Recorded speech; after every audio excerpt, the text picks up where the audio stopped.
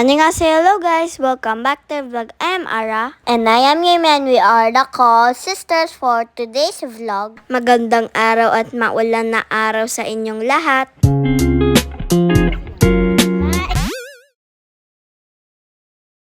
Ayan, it's another day and another mini vlog na naman po kami. Samahan nyo naman kami sa amin na day in our life. While maulan sa labas, we stayed here at home doing our worksheet in Kumon. Study sa para makalaag taon niya.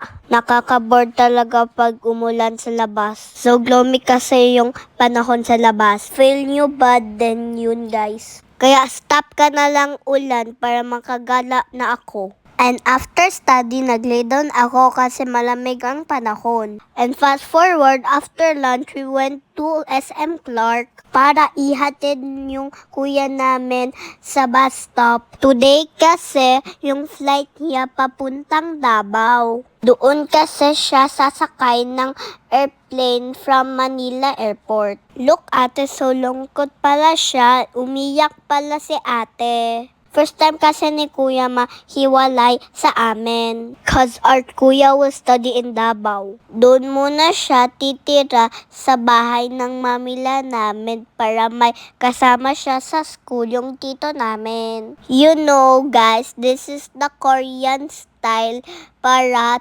matuto kami. Nawala si Mami at Appa. Kuya will just stay there 1 year or 2 years. But malungkot pa rin kasi kami lang ni Yumi. Take care always kuya and study hard. Magpakabait ka kuya dun sa Davao. Mamimiss ka namin ni Yumi. At mahal na mahal ka namin kuya. At dahil maaga pa at di umalis yung bus, nagbili kami ng taho. May bata na naman po nagutom sa kakaantay. Masarap kasi ang taho ate, kaya nagbili ako. Masarap man kaso matamis lang, di ko maubos kaya binigay ko kay nanay. After a while, our kuya is already leaving at umiyak na naman kami ni Yumi. After we dropped kuya in the bus terminal, we went home to change clothes and we went to SM Talabastagan to visit our store. Dahil malungkot kasi kami, Appa said we will go outside to eat dinner. Dito pala kami kakain sa Chongman Chicken. Katabi pala to sa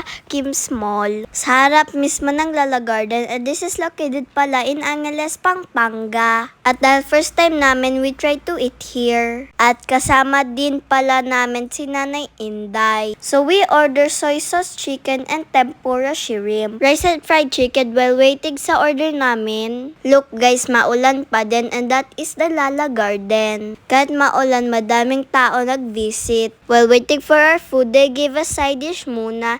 And Yumi naman, she is giving us all the utensil. Ay, kabuutan sa mga bata. Well, ako naman, I prepare water sa mga glass. Bawal kasi yung soft drink sa amin ngayon. Tubig-tubig muna daw, sabi ni Appa.